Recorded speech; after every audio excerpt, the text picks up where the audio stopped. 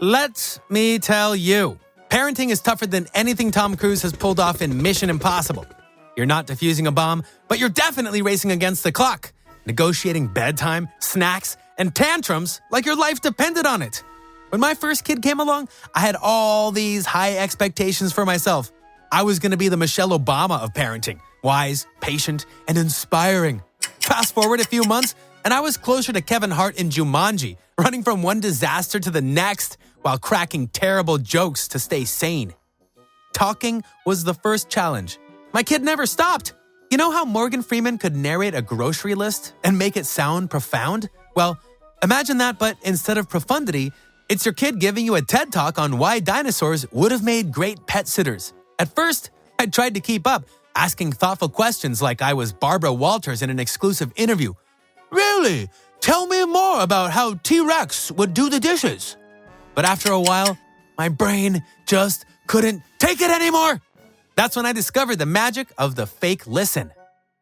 It's an art form, really. You sprinkle in some, wow, no way, and that's so cool every 30 seconds while mentally cataloging what's left in the fridge.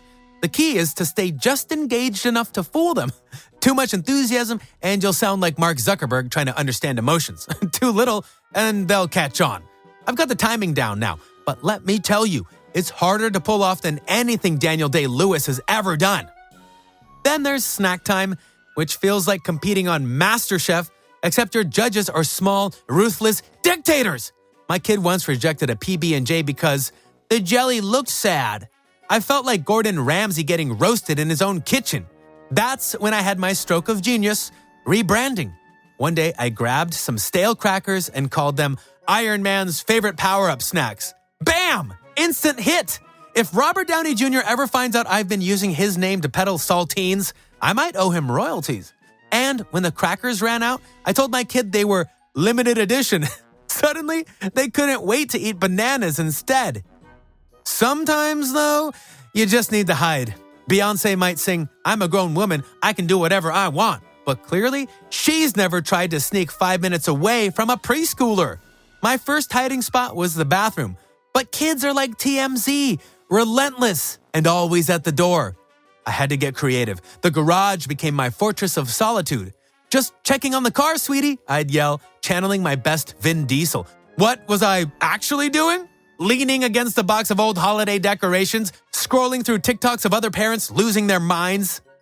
And then there's the screen time debate. Honestly, I've decided it's not screen time, it's education. Paw Patrol isn't just a cartoon, it's an introduction to public service.